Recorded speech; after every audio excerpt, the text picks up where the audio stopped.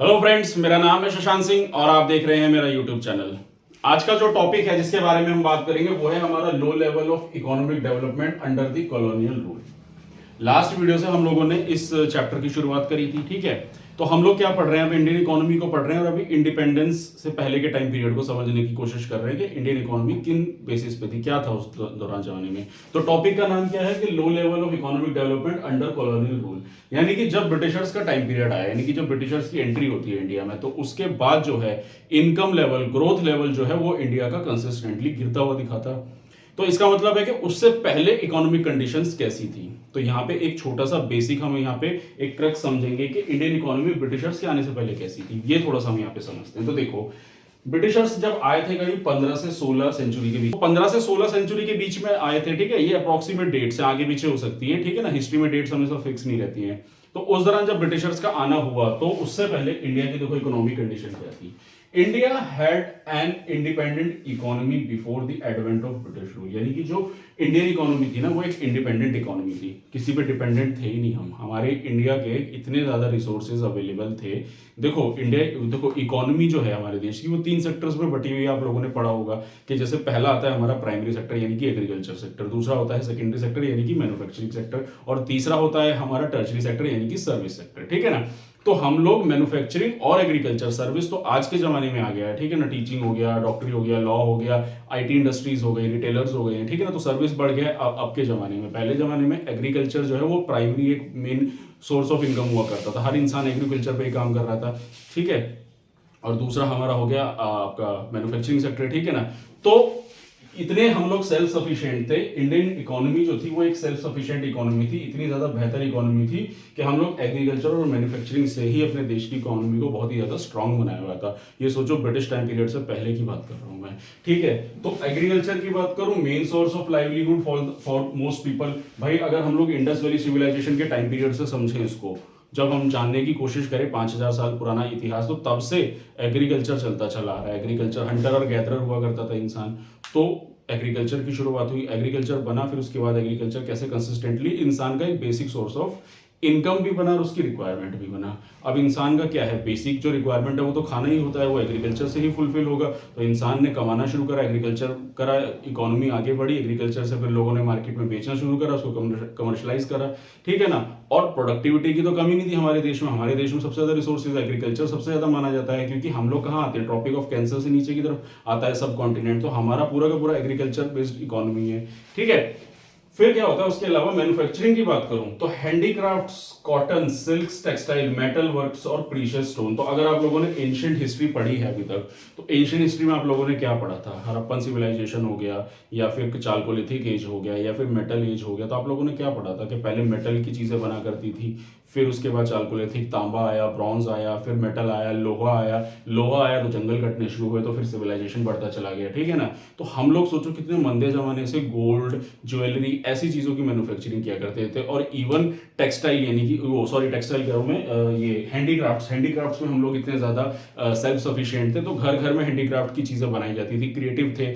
और आप लोगों ने जैसे उसमें पढ़ा होगा हिस्ट्री में, जब हम लोग पीछे जाते हैं तो उसमें हम लोग देखते हैं ना कि कैसे हम लोगों के काफी सारे सील्स देखने को मिलती, काफी सारी पोट्रीज होती थी, और काफी सारे हाथों से बनाई हुई मूर्तियां हुआ करती थी। तो वो सारी जो आप पढ़ ली हो अगर आपने एंशिएंट हिस्ट्री, तो वहां से लेकर अब तक का समय देखिए किस तरीके से हम लोग सेल्फ सफिशिएंट थे। और इन्हीं प्रोडक्ट्स की डिमांड हमारी जो थी ना, ग्लोबल रेपुटेशन बन गई थी हमारे देश की। Indian products were known worldwide for their fine quality and craftsman serve in all import from India. यानी कि ये सारी चीजें इंडिया की जो है ना बाहर लेवल पे ट्रेड हुआ करती थी, इतनी ज्यादा डिमांड थी। तो हम लोग देखो कितने सेल्फ सफिशिएंट थे, इकोनॉमी कितनी बेहतर थी। इवन एग्रीकल्चर की बात करूं या फिर मैन्युफैक्चरिंग की बात करूं, तो फिर इकोनॉमी की जो लचर व्यवस्था है वो कहां खराब होती है, यानी कि इकोनॉमी डिसबैलेंस कब होती है, जब ब्रिटिशर्स की एंट्री होती है। अब यहां से एक सवाल उठता है, ब्रिटिशर्स का ऐसा क्या मोटो था कि वो लोग हमारे यहां आना चाहते थे, ऐसा क्या उन लोगों ने देखा। देखो अगर इसको थोड़ा सा समझना है ना, मैंने अपनी एक वीडियोस थी जो मैंने बनाया था ना आप लोगों का, हम लोग जो पढ़ते हैं इंडस्ट्रियलाइजेशन आया, इंडस्ट्रियलाइजेशन के बाद किस तरीके से यूरोपियन कंट्रीज ने कैसे कैसे बाकी कंट्रीज को कैप्चर करना शुरू करा, इंपीरियलिज्म की जो शुरुआत हुई थी, यानी कि दूसरी देश की लैंड्स को सबको एक्वायर करना शुरू करो। हिटलर की जो सोच थी जो कि बाकी लैंड्स एक्वायर करना शुरू करो कंट्रीज की, पूरे देश में पूरे वर्ल्ड लेवल पर राज करना है। तो ये जो राज करने वाली जो नीति थी, तो ये ब्रिटिशर्स इसमें सबसे ज्यादा आगे थे, सबसे ज्यादा क्लेवर थे। इवन ब्रिटिशर्स से पहले मैं बात करूं तो फ्रांस भी आया था, नीदरलैंड्स भी आए थे हमारे यहाँ, ठीक है, काफी पोर्चुगल्स भी आए थे। 4-5 कंट्रीज थी जिन्होंने आके हमारे यहाँ से खूब ट्रेडिंग करी थी, ठीक है ना, वास्को ड गामा जब आया था। तो ब्रिटिशर्स का आना क्या था, उनको दिख रहा था कि यहाँ रॉ मटेरियल अवेलेबल है। इंडस्ट्रियल रिवॉल्यूशन की शुरुआत तो हो गई थी 15 सेंचुरी में हमारे यूरोप में, लेकिन इंडस्ट्रीज में जब बड़ी बड़ी सेटअप हुई, उसको बनाने के लिए रॉ मटेरियल तो चाहिए होगा ना। अब रॉ मटेरियल वहां पे अवेलेबल ना होके इंडिया से ज्यादा अवेलेबल था, अफ्रीका में अवेलेबल था। तो इन टेरिटरीज को क्या करा इन लोगों ने, कॉलोनियली उनको एक्वायर कर लिया गया, क्योंकि पता था यहाँ से रिसोर्स ज्यादा अवेलेबल थे। तो जब इन लोगों ने हमारे यहाँ पे आए ये लोग, तो colonial focus policy aimed at protecting and promoting British economic interest, तो उन लोगों ने अपनी इकोनॉमी को बूस्ट करने के लिए हमारे देश पे राज करा। तो समझ में आया ब्रिटिशर्स का आने का मकसद क्या था। वो ब्रिटिशर्स का मकसद यही था कि हमारे देश में आके हमारे देश के रिसोर्सेज को ले जाके अपने देश की इकोनॉमी को बूस्ट करना था, ठीक है ना। इवन इंसानों की भी यहाँ से मतलब लोगों को भी ले सस्ती लेबर यहाँ से ले जाके वहां पे काम कराया जाना, ये सारी चीजें हुई उस जमाने में, ठीक है। फिर उसके बाद क्या होता है, तो so there is a structural transformation देखने को मिलता है। ट्रांसफॉर्मेशन यानी कि बदलाव देखने को मिलता है। हमारी इकोनॉमी कैसी थी भाई, बढ़िया चल रही थी, सेल्फ सफिशिएंट थे। फिर ऐसा क्या होता है कि स्ट्रक्चरल ट्रांसफॉर्मेशन आता है, वो होता है India was turn into supplied of raw material and a consumer of British finished goods. भाई हम लोग क्या कर रहे थे, रॉ मटेरियल सप्लाई करने लग गए लोगों को, ठीक है, हम लोग एक्सपोर्ट कर रहे थे, तो हमारी कमाई हो रही थी। लेकिन अब सोच के देखो, अगर एक रॉ मटेरियल है, उस रॉ मटेरियल को अगर हम एक्सपोर्ट कर रहे हैं, तो उसे देखो ना कि हम लोग रॉ मटेरियल भेज रहे हैं। जैसे मान लो 10 किलो या 10 किलो, आप ज्यादा बड़ा एग्जांपल हो, छोटा एग्जांपल ले लो, हम लोग इतना एक किलो आटा लेते हैं, और उस 1 किलो आटे की कीमत कितनी होती है मार्केट में, 15 रुपए। तो जो आटे की कीमत होगी कितनी होगी, 15 रुपए होगी, 20 रुपए होगी। अब इतने आटे से आराम से 20 रोटियां बन जाएंगी। अरे हर एक रोटी का मार्केट वैल्यू क्या होता है, 5 रुपए। तो कितना हो गया, उससे 200 रुपए की कमाई हो गई। तो यानी कि क्या होगा, अगर आटा आप इंपोर्ट कर रहे हो और फिर रोटियां आप बनी बनाई खा रहे हो वहां से, तो इससे क्या हुआ, आप लोग ट्रेड डेफिसिट में चले गए। तो ब्रिटिशर्स ने भी ये करा कि जैसे हमारे यहाँ से कॉटन सबसे ज्यादा इंपोर्ट होने लग गया, कॉटन सबसे ज्यादा हमारे यहाँ से जाता था, कॉटन की पैदावार हमारे इंडिया में सबसे ज्यादा हुआ करती थी ब्लैक सॉइल पे, ठीक है ना। तो कॉटन को हम इन लोगों ने हमारे यहाँ से एक्सपोर्ट करना शुरू करा। जब कॉटन ले जाना शुरू करा, वहां से फिनिश्ड इंडस्ट्रियल रिवॉल्यूशन था, तो इंडस्ट्रीज में बड़े बड़े लेवल पे वहां से कपड़ा बन के तैयार होने लग गया, और हम लोग बाहर के प्रोडक्ट्स को खरीदने लग गए। तो हुआ क्या, तो ये ट्रेड में हम लोग क्या पढ़ते हैं कि इंपोर्ट हमारा बढ़ गया और एक्सपोर्ट हमारा घट गया, जिसके कारण हम लोग बन गए ट्रेड डेफिसिट। ट्रेड डेफिसिट का मतलब हम लोग घाटे में चलने लग गए। किसी भी देश में जब एक्सपोर्ट ज्यादा होगा, एक्सपोर्ट कम होगा, इंपोर्ट ज्यादा होगा, तो ट्रेड डेफिसिट हो जाता है, ठीक है ना। और ट्रेड सरप्लस होगा जब एक्सपोर्ट ज्यादा होगा, इंपोर्ट कम हो जाएगा, ठीक है ना। तो ये इन्होंने एक बेसिक एक स्ट्रक्चर फॉर्म करा। तो उसमें बोला ना कि रॉ मटेरियल हम लोग सप्लाई करने लग गए, कंज्यूमर यानी कि हम लोग खरीदार किसके हो गए, ब्रिटिश के जो फाइनल गुड्स बन के तैयार होने लग गए। रॉ मटेरियल वो लोग नहीं भेजे थे, रॉ मटेरियल हमसे लिए जा रहे थे, खरीदे जा रहे थे, और उनसे हम लोग फाइनल गुड्स खरीदने लग गए थे, ठीक है ना। तो फिर जब गांधी जी ने लाए थे ना स्वदेशी आंदोलन के, मतलब सब चीजों को अवॉइड करो, खरीदना छोड़ दो, फिर वो आंदोलन हुआ था 1947 में, देश आजाद हुआ था, ठीक है ना। वो लोग आप हिस्ट्री में पढ़ेंगे। उसके बाद फिर क्या होता है, तो देखा कि जिस तरीके से तो मैन्युफैक्चरिंग सेक्टर को तो बर्बाद कर दिया इन लोगों ने इस तरीके से, ठीक है ना। आगे बढ़ते हैं। So the lake of income estimation. अच्छा, इसमें एग्रीकल्चर के बारे में भी दिया है, वो डिटेल बुक में नहीं है, वो मैं बता देता हूं आप लोगों को। एग्रीकल्चर में क्या हुआ, एग्रीकल्चर में इंसान की रिक्वायरमेंट क्या होती है, रोटी, ठीक है ना, अनाज, चावल, ये सारी चीजें, रागी हो गया, बाजरा हो गया, जो उगाते थे। ब्रिटिशर्स ने क्या करा, इन चीजों को ना करके कमर्शियल चीजों की जो पैदावार है वो ज्यादा कर दी। जैसे मैंने अभी आप लोगों को कॉटन का एग्जांपल बताया, ठीक है ना। तो क्या करा, कॉटन उगवाना शुरू कर दिया, फोर्सली लोगों से कॉटन उगवाना शुरू करा।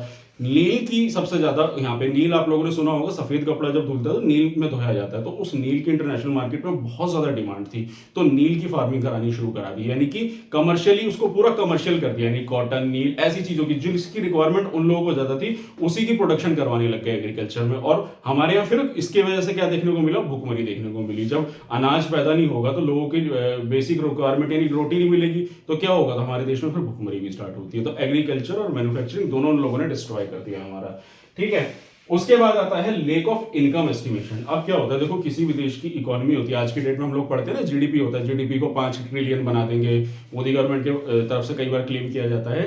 तो ये जो जीडीपी होती है, पर कैपिटा इनकम क्या होती है, तो पहले बात करूं मैं जीडीपी की, तो देखो जीडीपी होती है ग्रॉस डोमेस्टिक प्रोडक्ट, यानी कि हमारे देश में जितनी भी चीजें बनके तैयार हो रही है, चाहे फिर वो सर्विसेज हो या फिनिश्ड गुड हो, ठीक है। ये बातें मैंने कई बार अपनी वीडियोस में भी बताई हैं कि जो जीडीपी होती है ना, जब उसको कैलकुलेट किया जाता है तो हमारे देश की पूरी एसेट्स वेल्थ को काउंट किया जाता है, ठीक है।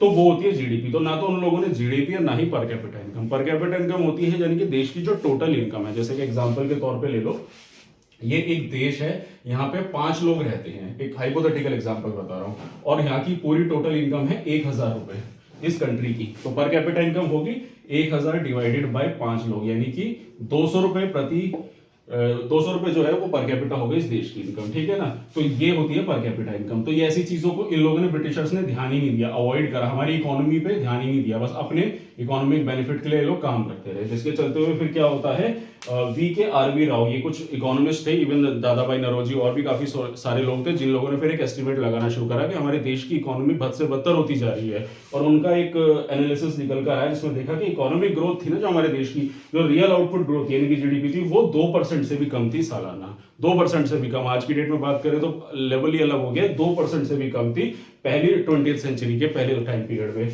और जो पर कैपिटा आउटपुट था वो 0.5% पर ईयर था, यानी कि हमारे देश की पर कैपिटा इनकम, जीडीपी, सारी चीजें जो है और गिरती चली गई। और इस तरीके से हमारे देश की इकोनॉमी को इन लोगों ने अच्छे से एक्सप्लॉइट करके डिस्ट्रॉय कर दिया, ठीक है ना। तो जो ये टॉपिक था ना, मैंने आपको बताया कि लो लेवल इकोनॉमिक डेवलपमेंट, तो जो इकोनॉमिक डेवलपमेंट था वो इस तरीके से गिरता चला गया हमारे यहाँ जब ब्रिटिशर्स की एंट्री होती है इंडिया में। तो आई होप ये टॉपिक समझ में आ गया होगा, ठीक है ना। तो ये था टॉपिक। अब अगले वीडियो में हम लोग अगला टॉपिक इसमें कवर अप करेंगे और जानेंगे फिर हम एग्रीकल्चर, मैन्युफैक्चरिंग, सारी चीजों के बारे में, ठीक है ना। तो यही था मेरा आज का टॉपिक जिसके बारे में मैंने आप लोगों को बताया। तो अगर आप लोगों को मेरा काम पसंद आ रहा है, अगर आप लोगों को मेरी वीडियो अच्छी लग रही है, तो मेरे चैनल को सब्सक्राइब कीजिए, मेरी वीडियो को लाइक कीजिए, सब्सक्राइब कीजिए और मैक्सिमम लोगों को शेयर कीजिए, ठीक है ना। और कॉमेंट सेक्शन में अपना सजेशन देते रहिएगा। तो आज के लिए इतना ही, मिलते हैं नेक्स्ट वीडियो में। Thank you very much.